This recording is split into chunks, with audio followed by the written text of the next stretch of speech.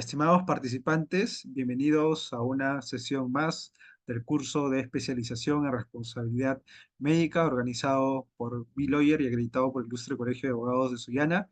En esta sesión tenemos el grato honor de contar con la presencia virtual de la doctora Lucero Ramírez, quien nos va a exponer el tema de la prueba pericial en la responsabilidad médica. La doctora Lucero Ramírez es abogada por la Universidad Nacional Mayor de San Marcos, magíster en Derecho, Convención en Derecho Civil y Comercial por la misma Casa de Estudios, becaria del séptimo Programa Internacional de las Naciones Unidas, pasante en el Programa Internacional de Litigio y Arbitraje en Latinoamérica en México, jefe de prácticas en el curso de Responsabilidad Civil en la Universidad de Lima, investigadora, miembro del taller José León Barandarián, miembro consultivo del Instituto Peruano de Responsabilidad Civil y asociada, señor doctora Lucero Ramírez, a nombre de Biloyer, darle una cordial bienvenida y un enorme agradecimiento por haber aceptado la invitación de participar como ponente en este curso de especialización en responsabilidad médica. Estamos muy contentos por ello y estamos seguros de que será una sesión muy valiosa, una sesión muy provechosa para todos los participantes. Le cedo el uso de la palabra para que pueda iniciar con su ponencia. Muchísimas gracias, Anderson. Buenas tardes con todos los presentes. Gracias a la invitación a Bill Lawyer por participar en este evento que trata justamente sobre la responsabilidad civil médica y donde uno de los temas vitales que me ha sido asignado es la prueba pericial en la responsabilidad civil médica. Para estos efectos voy a compartir con ustedes unas diapositivas que es necesario analizar y revisar en materia de responsabilidad civil médica. Y para ello, doctores, me gustaría que vayamos avanzando eh, eh, con reflexiones justamente en torno a la responsabilidad civil médica. Como bien sabemos, en el Perú, los casos de responsabilidad civil médica los podemos ver todas las mañanas, lamentablemente, en las noticias. Probablemente les haya pasado a algún familiar, algún conocido de ustedes, ¿no? Son casos muy constantes y que siguen en aumento en sede nacional. Por ello también su importancia en el estudio sobre los elementos de la responsabilidad civil médica y también sobre la probanza en la responsabilidad civil médica. Aquí, por ejemplo, les planteo dos casos, ¿no? El primero de ellos, un paciente que acude a un hospital, de repente presenta un cuadro de dolor abdominal intenso, ¿no? Y cuando una persona ingresa a un establecimiento de salud, primero se le realiza una anamnesis, después que se le pregunta cómo se siente, cuál es su grado de dolor EVA, hasta qué punto, del 0, digamos, al 5, cuál es su grado de dolor. Se le realizan un análisis no solamente de lo que dice, sino también se le hace determinada análisis exploratorio a esta persona. Producto de ello se hace un diagnóstico inicial, que no necesariamente va a ser el diagnóstico final que tenga el paciente. Sin embargo, hay casos de responsabilidad, hay casos médicos en los cuales un paciente ingresa por emergencia, no necesariamente es una consulta ambulatoria, y al paciente atendiendo a los síntomas o signos que presente, se le brinda un diagnóstico para operaciones por emergencia. En este caso, ¿qué ha ocurrido? Un paciente ingresa por un cuadro de dolor abdominal intenso, el médico de guardia lo analiza, lo examina y dice que esta persona tiene un cuadro de apendicitis y por ende tiene que ingresar a un cuadro de cirugía de emergencia. Durante la operación quirúrgica verifican que en realidad el paciente no tenía apendicitis, sino tenía un cuadro de obstrucción intestinal, ¿no? En ese sentido, en este primer caso, el paciente sufre complicaciones graves debido a un error de diagnóstico. En un segundo caso, vemos que un paciente acude a un establecimiento de salud. Esto se trata de una consulta ambulatoria, como cualquiera de nosotros que quiere ser atendido en gastroenterología, oftalmología, ¿no? Dermatología. Es un paciente que acude al establecimiento de salud de manera ambulatoria, comenta los síntomas que tiene, comenta que tiene problemas arteriales, el médico indica que tiene presión arterial alta y le indica determinados medicamentos. Sin embargo, ¿qué ocurre? Que el médico no se percata o no examina la historia clínica de manera completa y omite estudiar los antecedentes médicos del paciente. Y como bien sabemos, los antecedentes médicos son relevantes para conocer si alguno de estos factores de antecedentes médicos puede incidir en el estado de salud actual del paciente o, como es en este caso, verificar si el paciente puede sufrir quizás alguna alergia o inclusive lo que puede ocurrir también a veces es que inclusive siendo tratado de manera constante el paciente con un medicamento, puede sufrir un shock anafiláctico. Pero bueno, eso lo dejamos entre paréntesis. En este caso es un paciente que es diagnosticado con hipertensión arterial y le brindan un medicamento al cual el paciente es alérgico. A razón de este cuadro de alergia, la persona tiene que ser internada y hospitalizada por muchísimas semanas, ¿no? Podriéndose generar también algunas complicaciones graves a razón de un cuadro alérgico. ¿Cuál es el punto en común, doctores, de estos dos aspectos?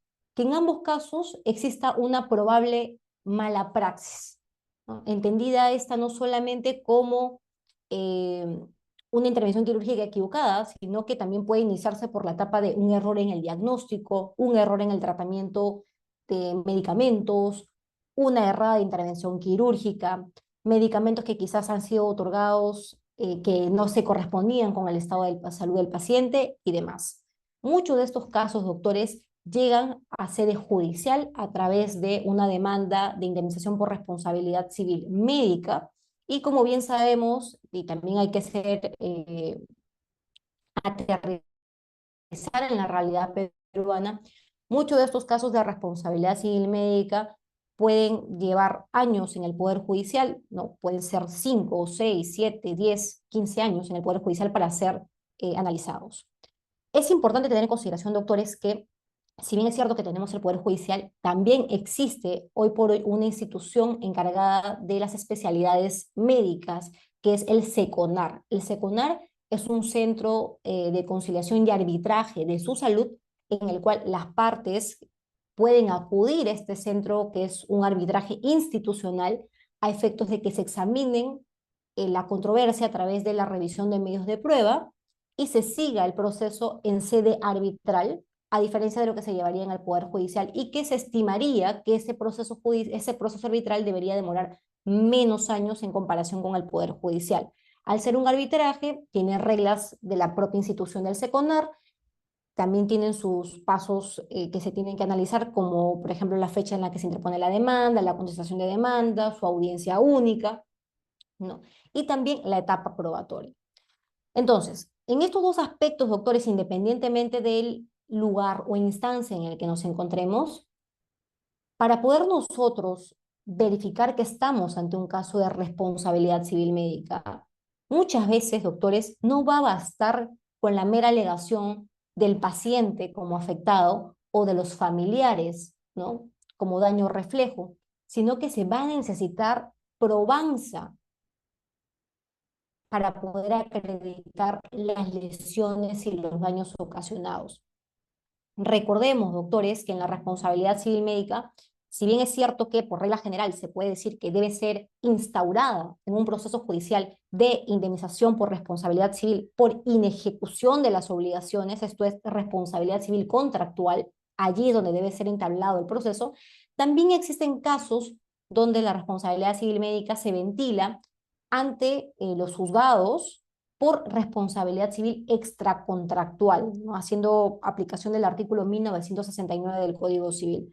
Recordemos, doctores, que las controversias de responsabilidad civil, cuando son llevadas en la vía contractual o extracontractual, tienen diferentes reglas a ser aplicadas, diferentes reglas de probanza. La carga de la prueba en la responsabilidad civil contractual le corresponde a quien alega los hechos, y en la responsabilidad civil extracontractual existe una inversión de la carga de la prueba. Entonces, esos aspectos es importante tenerlos en consideración también para cuando interponemos una demanda de indemnización por responsabilidad civil. Sin embargo, doctores, yo les pregunto, si estamos en un caso de responsabilidad civil médica, ¿cuál de las partes tiene la mayor posibilidad de ofrecer que el protocolo médico ha sido cumplido? ¿Quién de las partes está en mejor posibilidad o posición de acreditar que el diagnóstico ha sido correcto, que el tratamiento brindado ha sido el más idóneo? ¿No es acaso el centro de salud? Máxime si la historia clínica la tiene el establecimiento de salud. En ese sentido, doctores, un punto fundamental para el tema de la responsabilidad civil médica es la prueba. Y la prueba clave y fundamental en los procesos de responsabilidad civil es la historia clínica, puesto que la historia clínica cuenta los antecedentes del paciente, cómo fue atendido, en qué fechas, cuáles eran sus signos vitales. También explica cómo se encontraba el paciente antes de la intervención quirúrgica, después de la intervención quirúrgica. Se da cuenta también de la anestesia aplicada, del seguimiento anestesiológico. La historia clínica es el instrumento clave en la responsabilidad civil médica. Sin embargo, doctores, no siempre es suficiente determinar que ha existido un supuesto de mala praxis. En los casos que les he planteado, por ejemplo, podría ser quizás más complicado determinar que ha existido responsabilidad civil médica en el primer escenario, sobre la obstrucción intestinal, porque tendríamos que tener una especialidad, ser expertos en la materia o buscar algunas pruebas adicionales para acreditar un error de diagnóstico. Quizás en el segundo escenario de la reacción alérgica pueda ser más evidente. En doctrina existen lo que se conoce como los daños desproporcionados.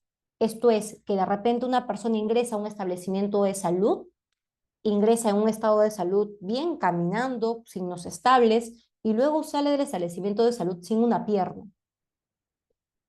Esto, por ejemplo, doctores, sí podríamos nosotros quizás presumir que lo que haya ocurrido es un supuesto de mala praxis, porque ninguna persona que ingresa bien de salud sale en una condición tan grave como ella. Pero no en todos los casos se puede llegar a esa conclusión y para ello es necesario acudir a otros medios de probanza. Y es allí, doctores, donde justamente ubicamos a la importancia de la prueba pericial en los casos de responsabilidad civil médica. ¿Qué nos permite, doctores, la pericia médica? Determinar o identificar errores en la atención médica brindada. Sin embargo, doctores, es un documento que no es sencillo de elaborar.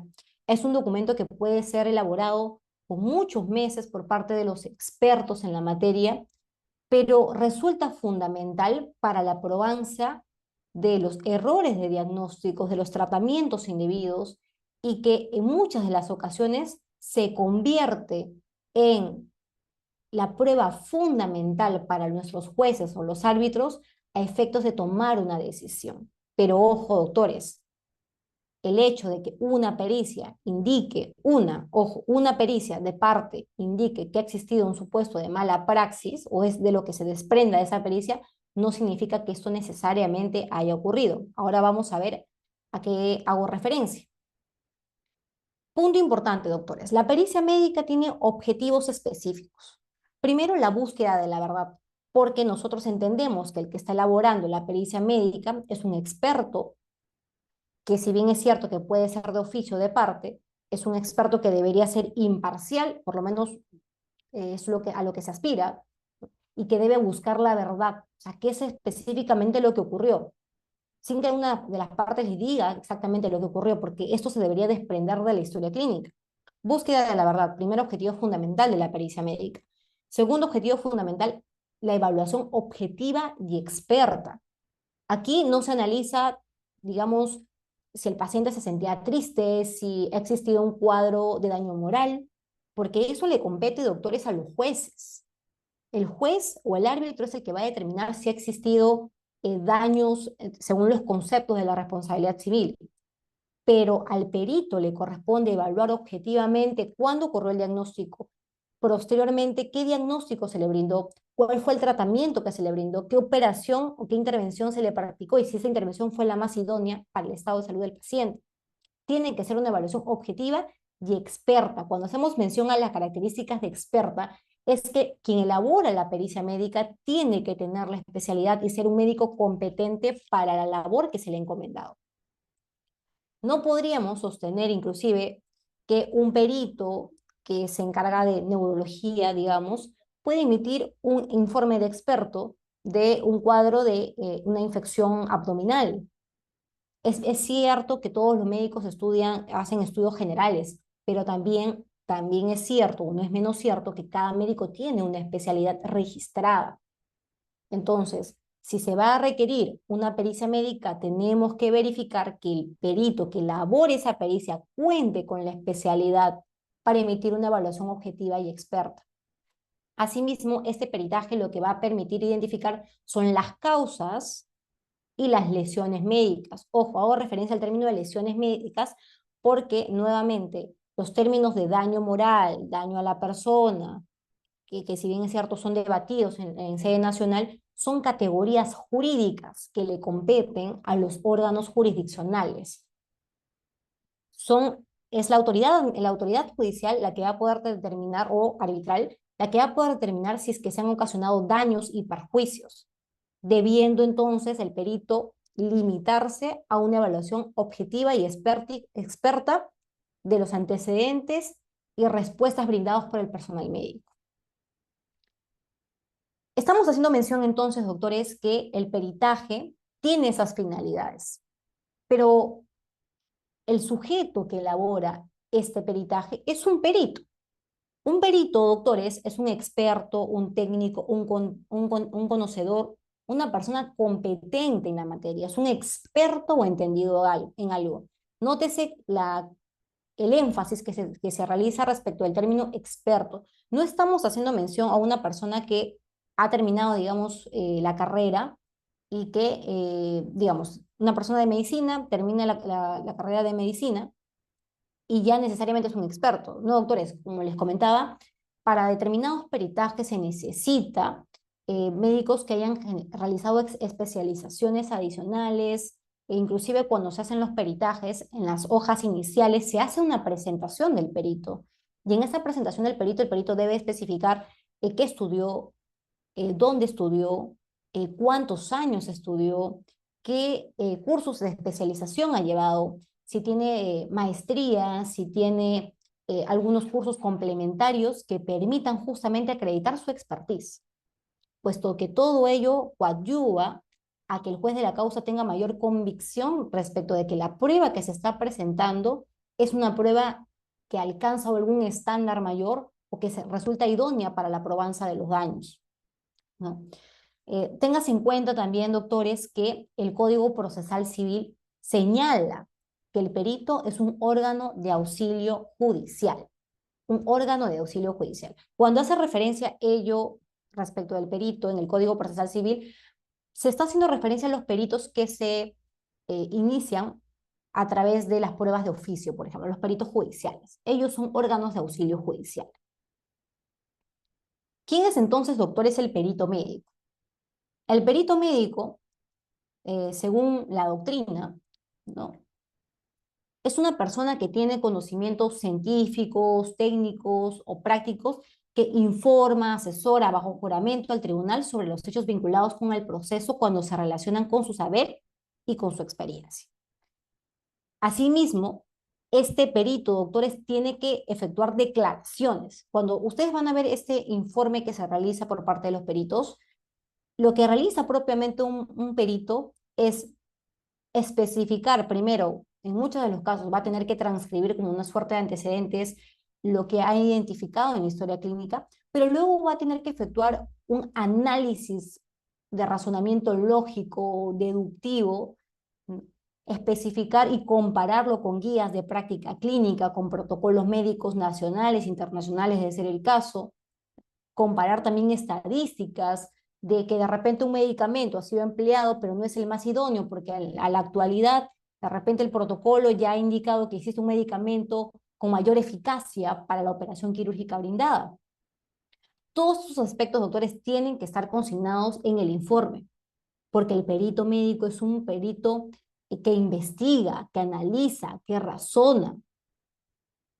Y este documento le va a servir de base a la autoridad para poder emitir su decisión basada justamente en conocimientos técnicos que claramente nosotros como abogados o el Poder Judicial o arbitraje quizás no cuenta, porque el perito es un órgano, un auxiliar jurisdiccional que permite precisamente tener un criterio más clave, específico y objetivo de los hechos del caso, que claramente un juez de la causa va a tener que, a partir de esta prueba, poder analizar si jurídicamente a esa lesión que señala el perito le corresponde algún otorgamiento de daño, ¿no? ¿Qué requisitos, doctores, debe tener el médico perito? Porque como les comentaba, no se trata de que cualquier médico puede efectuar un peritaje, ¿no? El perito tiene que tener determinadas características, ¿no?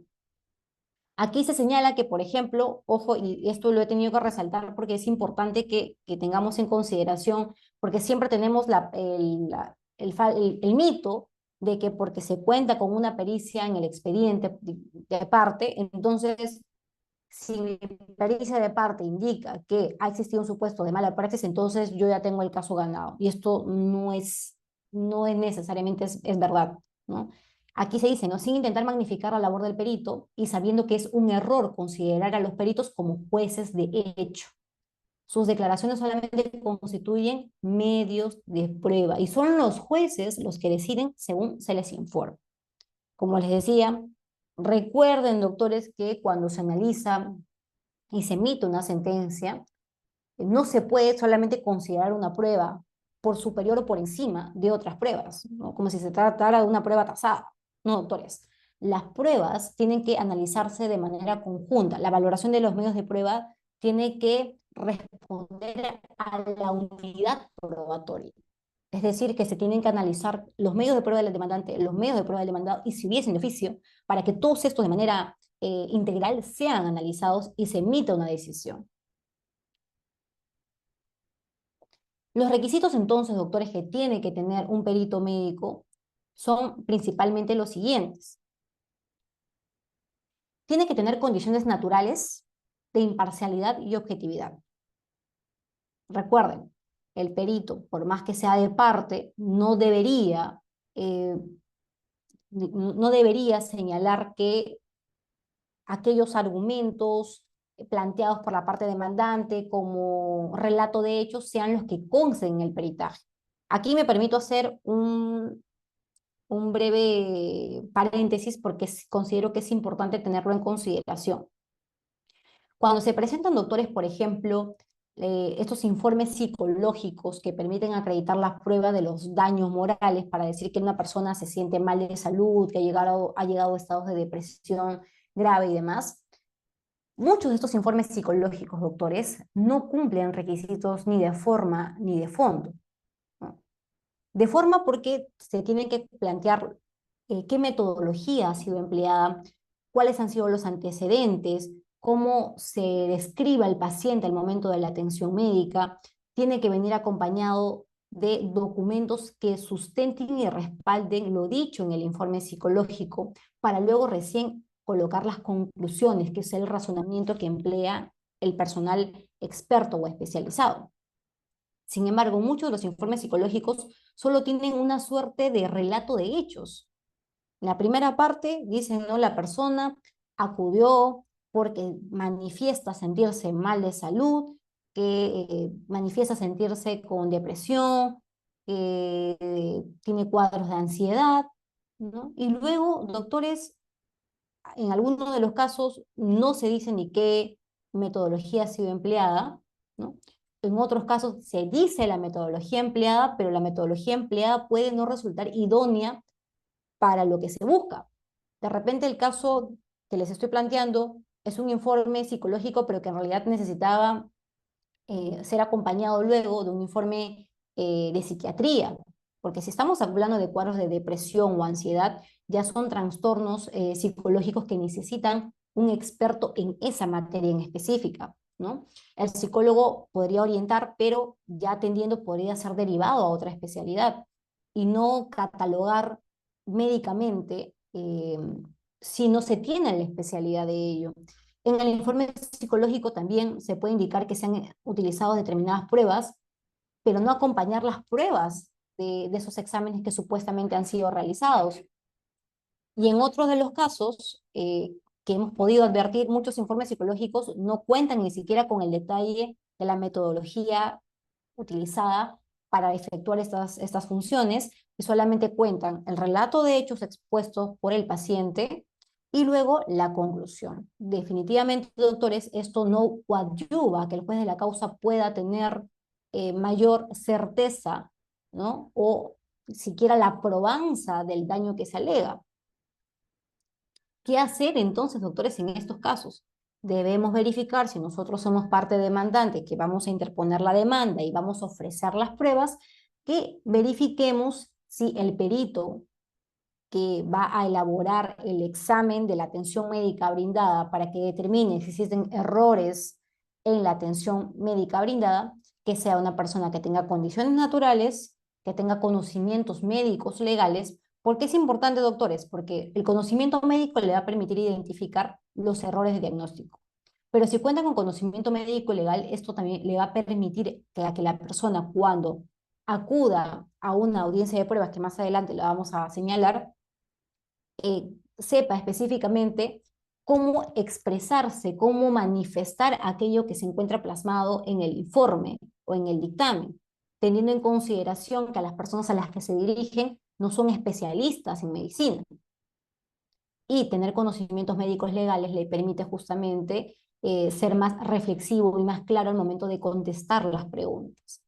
Tiene que tener evidentemente también, doctores, como requisito formación médica, y tiene que también respetar y observar deberes profesionales deontológicos y legales. Esto es a lo que yo hacía mención hace unos momentos, cuando les indicaba que por más que sea una pericia de parte, esto no implica que tenga que soslayar estos deberes profesionales deontológicos y legales. Tiene que respetar los códigos de ética, no puede mentir, no puede cometer actos deshonestos al momento de emitir el informe, simplemente porque una de las partes haya ofrecido esa pericia. Es importante, doctores, que se tenga en consideración que estos peritos son médicos de profesión y también están apegados al Colegio Médico del Perú, que tienen un código de ética que tiene que ser respetado y que podrían abrírsele procesos disciplinarios, inclusive por falsedad, por mentir en un proceso judicial, ¿no? Inclusive la propia carrera que estas personas puedan tener. Hay también, doctores, requisitos legales respecto de los peritos judiciales, ¿no? Que se encuentran en la Ley Orgánica del Poder Judicial. También se las estoy colocando para que ustedes, si quisieran analizar un poco más de ello, puedan verificarlos. Se encuentran en los artículos 273 al 275, ¿no? Y luego tenemos, doctores, en sí mismo el proceso judicial. Sí, doctores, tenemos un caso, ¿no? Imaginémonos que nosotros somos los abogados, se nos plantea un caso, una persona acude a nuestras oficinas, a nuestro despacho, nos indica que tiene que un paciente o un familiar o la misma persona considera que ha sufrido un acto de mala praxis médica. Tenemos primero, doctores, que pedirle la historia clínica, que tramite la historia clínica ante el establecimiento de salud para poder tener la historia clínica completa. A partir de allí, doctores, se empieza a armar el caso.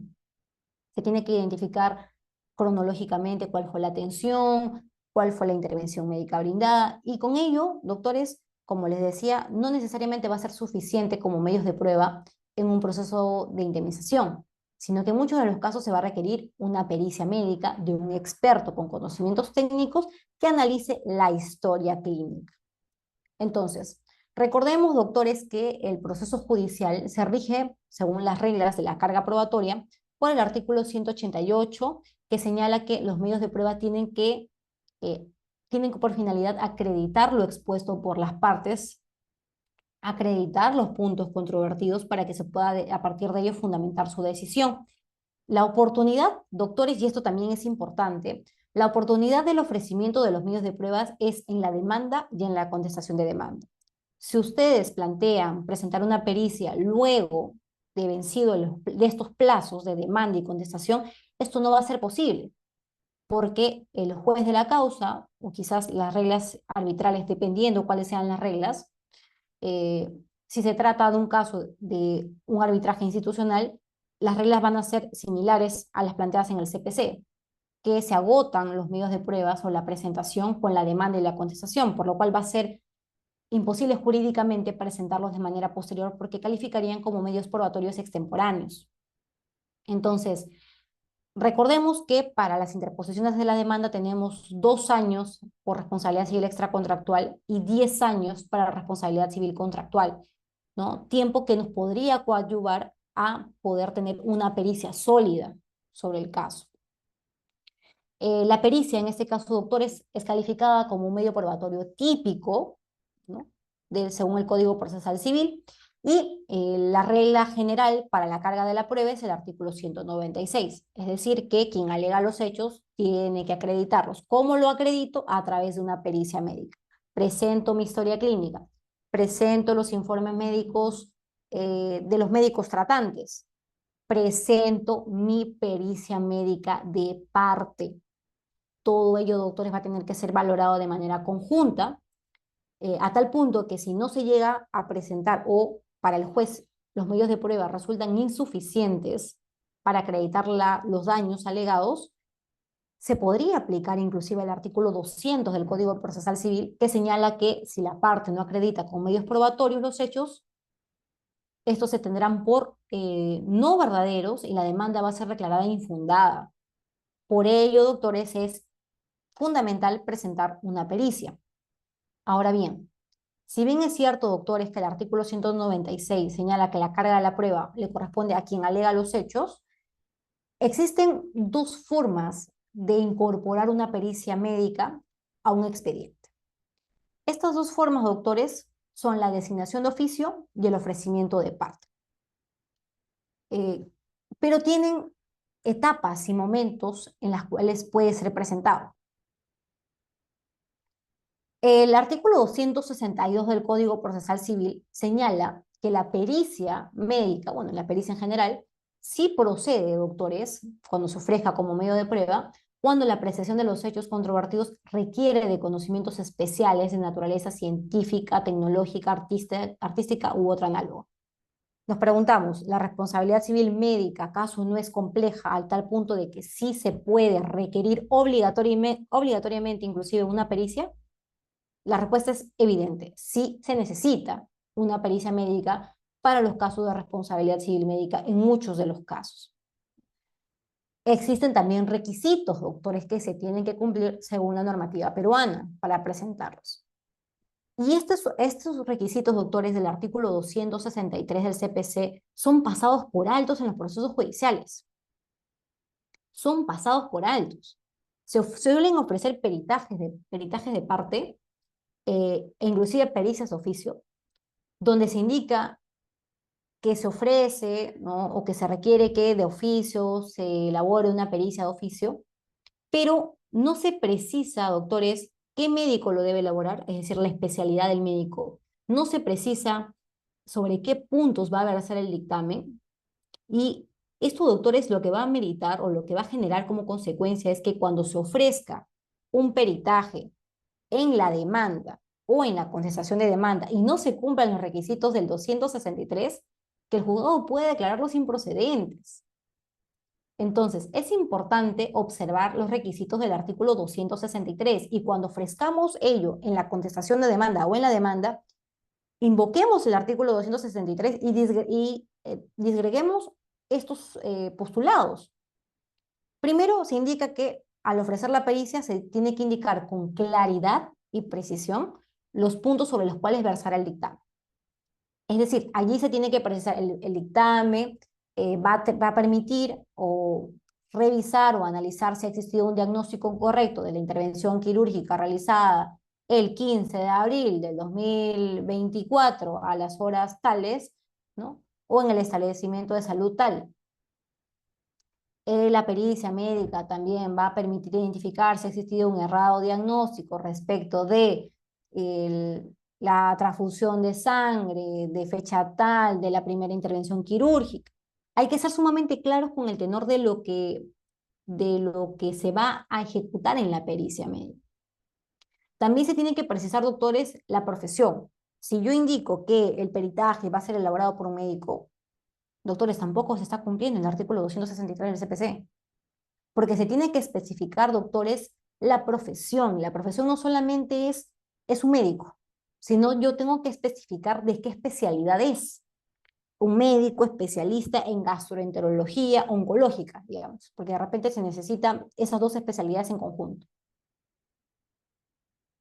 Estos aspectos, doctores, cuando ustedes interpongan su demanda, aclárenlos y precísenlos. Porque, como les comentaba, puede devenir en un supuesto de improcedencia del medio de prueba simplemente por no precisar los requisitos.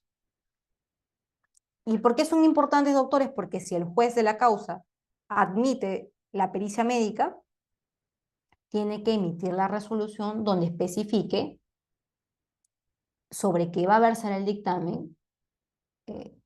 Ojo que muchas de las veces cuando se presenta a través de una pericia de parte y nosotros indicamos con claridad sobre qué va a versar, esto solamente va a servir como un punto de referencia para el juez, porque el juez puede emitir una resolución en la que indique otros puntos sobre los cuales considera que debe ser ampliada o precisada la pericia, pero sí se tienen que precisar desde el momento de la presentación. Y le va a permitir al juez de la causa identificar, ok, se necesita un médico perito de gastroenterólogo oncológico, que estábamos mencionando, por ejemplo, ¿no? Entonces, ellos tienen una nómina, y si no tienen en la nómina del Poder Judicial un perito médico de esa especialidad, se va a requerir mediante un oficio al Colegio Médico del Perú o a la Sociedad de Oncología o a la Sociedad Peruana, dependiendo de las especialidades, para que remita el listado de médicos con esas especialidades y luego, de manera aleatoria, el juzgado elija qué médico va a efectuar el peritaje. Por ello es que es importante que en el 263 se cumpla este artículo. Luego, doctores, también está la posibilidad del peritaje de parte. Es decir, que cuando se ofrece en la demanda el peritaje, o ya sea en la contestación de demanda, uno puede decir al juzgado que se ofrece un peritaje de parte y a la vez un peritaje de oficio. Si se admiten esos medios de prueba, lo que va a ocurrir es que mientras se va elaborando el peritaje de oficio, todavía estamos en la posibilidad de presentar el peritaje de parte. El artículo 264 señala así: las partes pueden, en el mismo plazo de los peritos nombrados por el juez, presentar el informe pericial sobre los mismos puntos que trata el artículo 263, siempre que lo hayan ofrecido en la oportunidad debida. ¿Y cuál es la oportunidad, doctores? En la demanda o en la contestación de demanda. Bajo esa lógica se va a poder actuar tanto el peritaje de parte como el peritaje de oficio. ¿Qué es lo que ocurre luego, doctores, de que el peritaje se ha admitido como medio de prueba? Lo que va a ocurrir, doctores, es que cuando se admita el peritaje médico, lo que tiene que ocurrir a nivel procesal es la aceptación del cargo. Y lamentablemente, doctores, en sede nacional hemos advertido muchas falencias sobre la aceptación de cargo. Primero, retomando lo que hace unos momentos había explicado, eh, luego de que ya se tiene en claro sobre qué va a versar la pericia, qué profesional va a ejecutar el encargo, y ya teniendo en consideración los oficios donde se remite el listado de médicos, el juez va a designar qué médico de ese listado va a tener que ofrecer, va a tener que cumplir con el peritaje. Lo que va a ocurrir es que se va a emitir una resolución donde el juzgado indique, se nombra al médico o al perito Juan Tenorio Vargas para que cumpla con realizar un informe médico, para lo cual debe precisar los honorarios profesionales. Y puede que esta resolución le es notificada en el domicilio señalado según Renier, tiene que confirmar que acepta el cargo dentro del tercer día de nombrado y que acepta el cargo bajo el juramento de promesa de actuar con verdad, ¿no? Que promete actuar con veracidad al momento de emitir el peritaje. Normalmente lo que ocurre en muchos de los casos es de que se cursan estos oficios, se le notifica al perito y el perito, uno, o no acepta el cargo y manda una carta efectivamente dirigida al Poder Judicial indicando que no acepta el cargo, o puede que ni siquiera responde el cargo, con lo cual la otra parte demandante va a tener que generar el impulso, o la parte demandada el impulso, para que se vuelva a nombrar un perito. La pregunta es, doctores, si existe la posibilidad, según el artículo 269, que se nombre perito y que éste, después del tercer día de notificado, informe si está o no de acuerdo, pero puede rechazarlo, eso significa, doctores, que de manera sistemática se puede nombrar un perito, se rechaza, nombra un perito, se rechaza, nombra un perito, se rechaza. La pregunta aquí es, ¿Cuánto entonces, doctores, es el tiempo prudencial para que se pueda realizar esta prueba?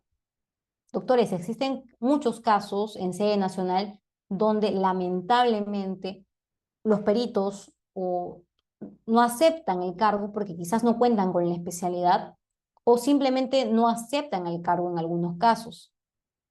Pero estos casos, doctores, pueden durar años. Un nombramiento de un perito judicial puede demorar 1, 2, 3 años, 4 años. ¿Cuánto entonces, doctores, es el tiempo prudencial para esta prueba?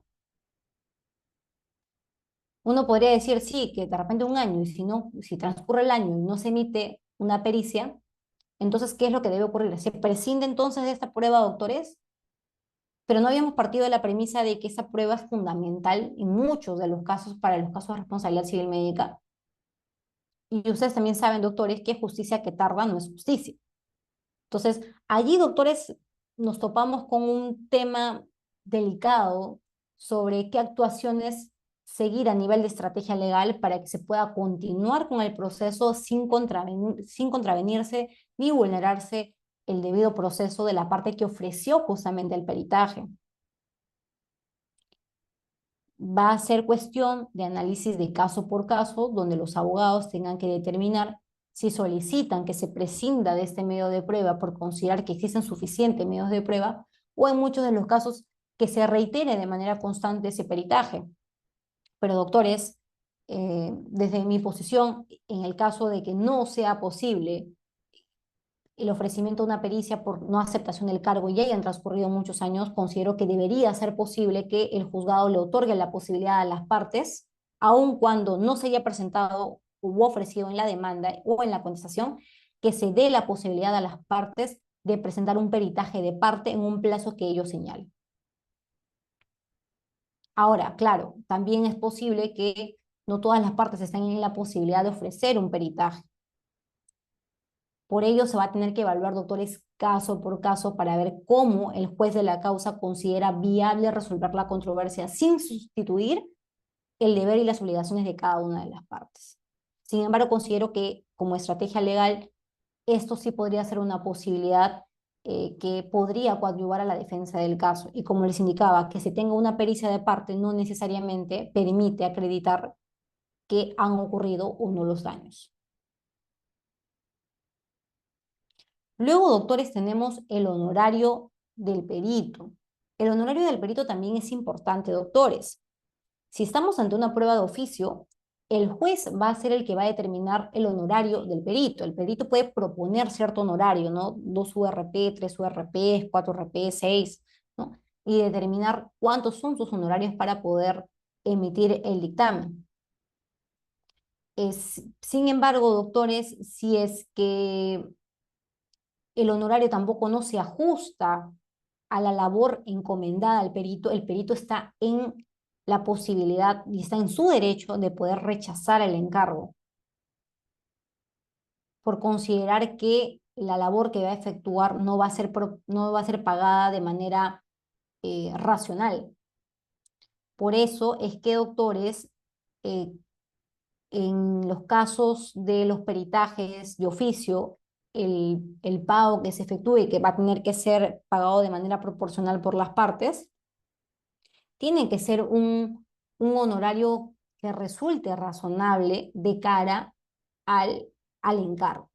Si probablemente, doctores, estamos ante un proceso de conocimiento donde la prestación indemnizatoria es altísima, donde probablemente el caso se trata de un caso de especial dificultad, ¿no?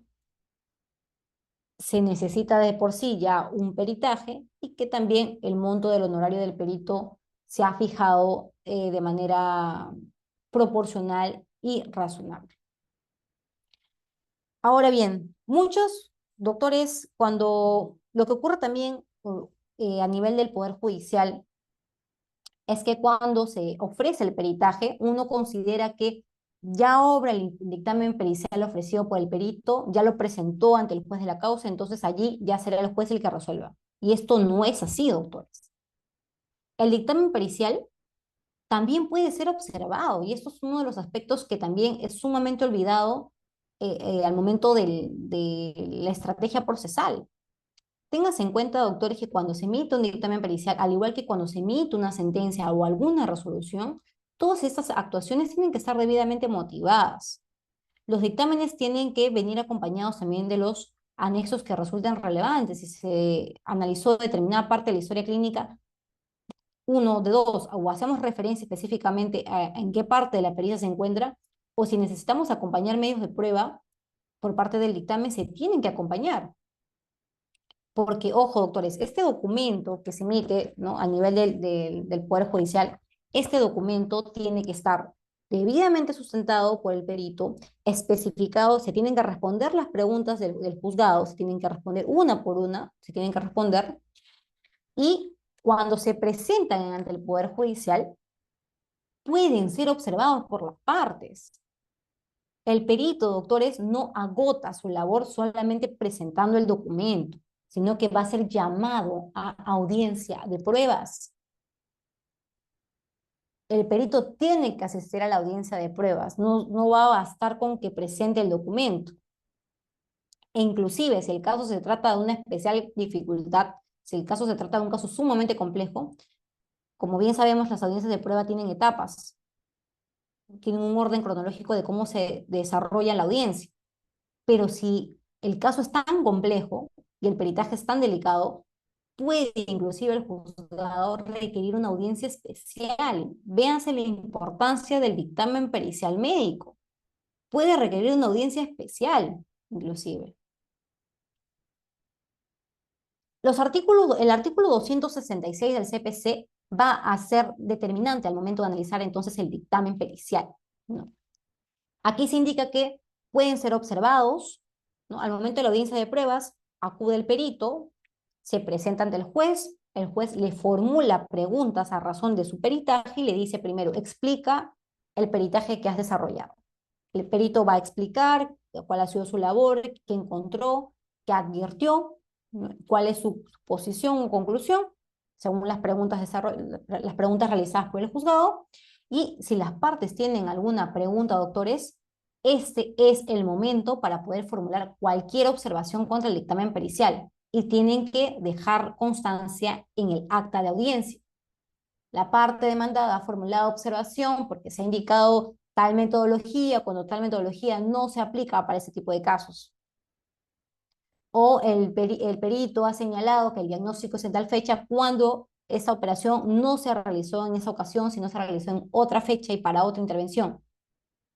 ¿Por qué, doctores, se hacen esas observaciones? No se hacen para que el juez indique sí, no, que de repente el peritaje tiene errores. No, doctores, sino que estas observaciones tienen como finalidad de que el mismo perito que ha emitido ese dictamen las absuelva, tiene que levantar las observaciones de las partes. Y si esas observaciones inclusive resultaran insuficientes, cuando sean notificadas a las partes, nuevamente las partes necesitan una posibilidad de cuestionar ese documento, a tal punto que el juzgado, si considera relevante, puede convocar nuevamente una audiencia de pruebas o inclusive prescindir de ese informe pericial que no ha sido debidamente absuelto y ordenar una nueva pericia.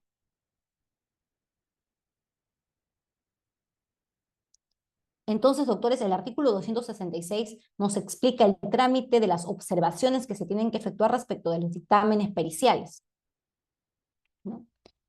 También, doctores, es importante, y con esto ya voy terminando, que se tenga en consideración que el perito se presenta a la audiencia de pruebas en la hora y día fijado por el juez de la causa y son en cuestiones de orden la primera actuación que se realiza, ¿no? Los peritos son quienes resumen sus conclusiones, responden a las observaciones hechas por las partes, a sus informes escritos.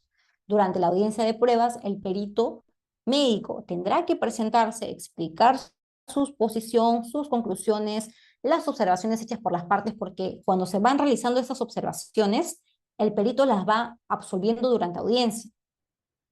Pero luego las partes pueden, en un plazo de 3 días, según el artículo previamente analizado, pueden presentar un escrito ampliando o fundamentando el motivo de sus observaciones para que ésta le sea trasladada al perito y el perito nuevamente responda.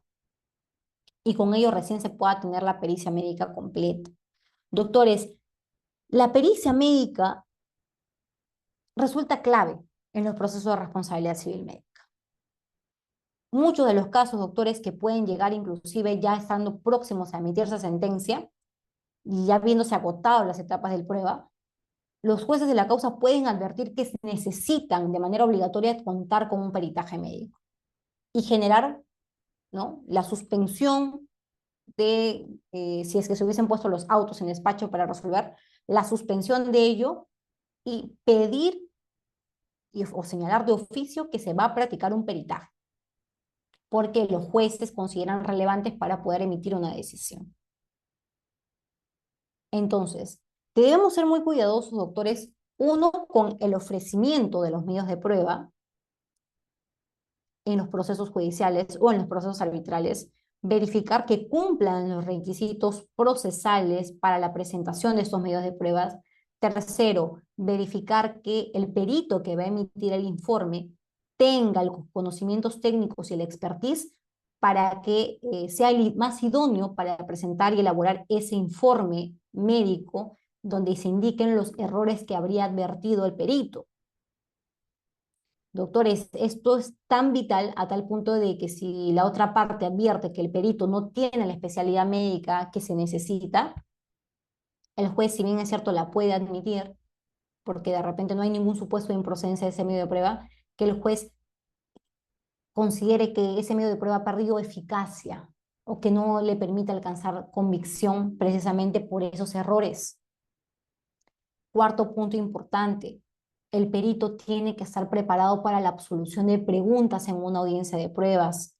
No basta con que el perito tenga conocimientos técnicos, sino que también pueda explicar de la manera más clara para la zona del área legal, que en este caso serían los operadores jurídicos, jueces, árbitros, de parte demandante y demandada, donde pueda explicar estos conocimientos técnicos y traducirlos a un lenguaje sencillo donde se pueda entender si existió o no existió un supuesto de mala praxis médica. Quinto punto fundamental, tiene que ser un perito médico que pueda absolver las observaciones realizadas. En muchos de los casos, doctores, cuando se acude a la audiencia de pruebas y el peritaje y el perito es sometido a preguntas, ¿no?, o a interrogatorios de las partes para verificar las conclusiones, suele pasar en algunos de los casos que los peritos indican, me remito a mi documento, me remito al informe, y el juez de la causa lo que va a indicar es que no me basta con la remisión, porque se supone que usted ha elaborado el documento y usted está apto para poder responder en qué parte de la historia clínica o en qué informe médico o de qué literatura médica usted se basa. Y allí viene el sexto punto fundamental, doctores. La literatura médica, las guías prácticas y clínicas y los protocolos médicos tienen que ser conocidos por los peritos y tienen que basarse en guías médicas, prácticas clínicas del momento de los hechos, porque también ocurre que a veces se elaboran los informes médicos, digamos, estamos 2024, se elabora un informe médico al 2024 de un hecho que ocurrió en el 2015 y quizás la comparativa que se hace en ese informe médico hace mención a guías prácticas que ni siquiera estaban vigentes al momento de los hechos. Es decir, que no tenía o no existía alguna obligación legal por parte de los médicos de observar esas guías que son nuevas, o sea, que son novedosas según los avances de la ciencia. Por ello, doctores, este medio de prueba de las pericias médicas se convierte entonces en una pieza clave conjuntamente con la historia clínica para poder acreditar los supuestos de responsabilidad civil por mala praxis médica. Yo les dejo, doctores, también en caso quisieran revisar mayor información sobre temas de responsabilidad civil médica u otros temas de responsabilidad civil, mis redes sociales. En este momento quedo a disposición de las consultas que puedan ser realizadas por los participantes. Anderson, quedo a ustedes para cualquier consulta o precisión adicional que necesiten. Muchas gracias, estimada doctora, por la excelente disertación. Si alguno de los participantes tiene alguna duda, alguna pregunta, puede realizar su interrogante o en todo caso dejar su mensaje en la bandeja de chat.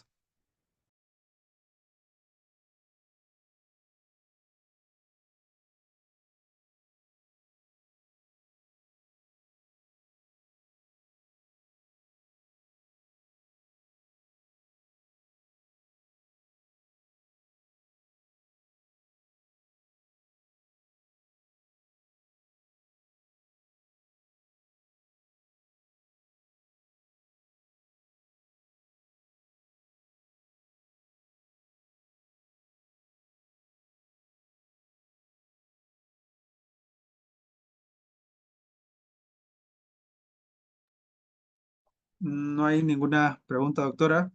Ha quedado todo claro. Muchísimas gracias por la... Ah, sí, hay alguna interrogante ahí.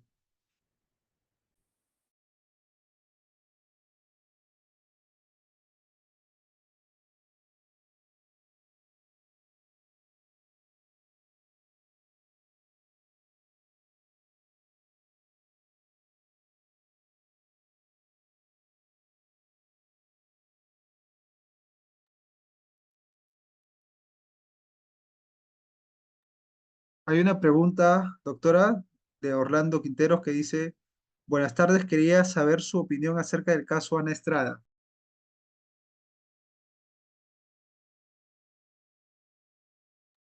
Gracias, Anderson, por la pregunta. Sí, no es un tema sumamente controversial en realidad el caso de Ana Estrada.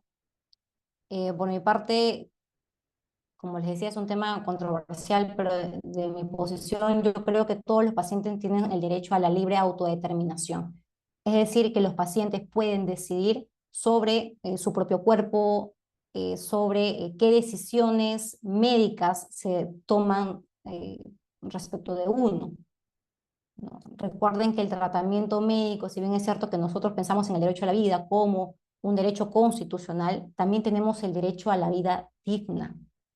Si una persona o un paciente considera que el tratamiento médico está mellando su dignidad, puede, en este acto volitivo de decidir por sí mismo, ¿no?, considerar que tiene un derecho a la eutanasia, ¿no? Esto es un tema todavía controvertido, ¿no? Ya el Tribunal Constitucional ha emitido una decisión sobre el particular, ¿no? Sabemos todo lo que ha ocurrido respecto a la ejecución de esa sentencia, pero finalmente ya a nivel también internacional se están tomando eh, mayores reflexiones en torno al derecho a la eutanasia, ¿no? Es lo que puedo comentar al respecto. Muchísimas gracias también por esta pregunta muy reflexiva en realidad. Muchísimas gracias.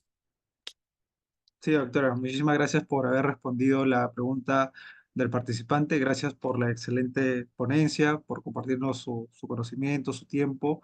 Se ha aprendido mucho el día de hoy en esta sesión. Esperamos en una próxima oportunidad contar con su participación. Para nosotros siempre será un gusto contar con usted, doctora. Muchísimas gracias y que tenga una excelente noche. Gracias igualmente con todos. Muchísimas gracias a todos los participantes. Les he dejado también, voy a compartir con Biloyer mis diapositivas para que puedan también compartir mayor información a través de mis redes sociales, Instagram, LinkedIn y Facebook, donde suelo publicar información sobre temas de responsabilidad civil. Hasta una próxima oportunidad. Muchísimas gracias, Anders. Gracias, doctora.